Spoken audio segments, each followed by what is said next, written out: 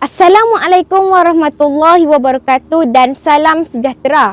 Nama saya Yusra binti Rizal. Saya merupakan seorang murid tahun 6 Sekolah Kebangsaan Datuk Wan Ahmad.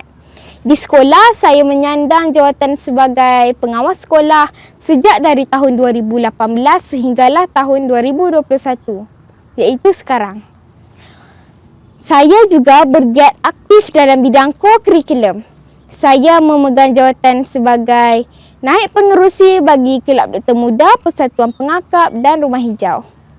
Selain itu, saya juga telah berjaya menjadi johan dalam pertandingan bercerita bahasa Melayu tahap 2 peringkat negeri Perlis dan mewakili negeri Perlis ke peringkat kebangsaan. Cita-cita saya ialah ingin menjadi seorang pakar psikologi. Hobi saya ialah melukis dan membaca buku. Pada hari ini, saya ingin menunjukkan tentang buku-buku yang saya baca. Yang pertama, Kerana Sebuah Basikal. Yang kedua, Taman Seribu Bunga. Yang ketiga, Amanat Terakhir. Yang keempat, Maafkan Mar Ayah. Dan yang kelima, Hadiah untuk Ibu. Saya telah memilih sebuah buku untuk diulas, iaitu Hadiah untuk Ibu. Buku ini merupakan buku daripada Nur Azizul Harun. Ia diterbitkan oleh Penerbitan Pari-Pari dan dicetak pada tahun 2011.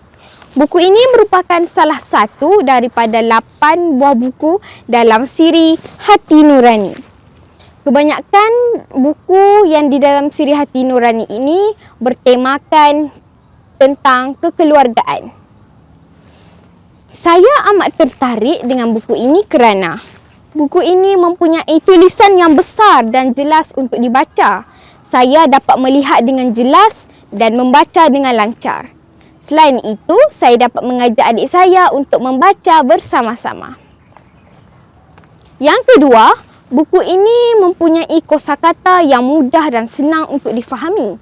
Saya dapat menambahkan kosakata ini juga di dalam karangan bahasa Melayu saya. Yang ketiga, buku ini telah dibahagikan oleh penulis kepada 5 bab supaya pembaca tidak bosan.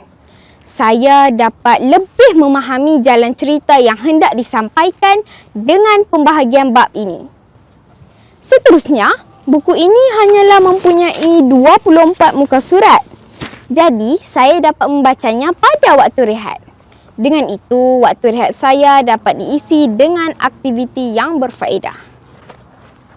Baiklah, saya akan menceritakan serba sedikit mengenai sinopsis buku ini. Terdapat 3 watak utama di dalam buku ini. Yang pertama, Zaki. Yang kedua, Mak Leha. Dan yang ketiga, Sudin. Mak Leha dan Zaki merupakan sebuah keluarga yang miskin. Sudin pula merupakan rakan kepada Zaki yang kaya.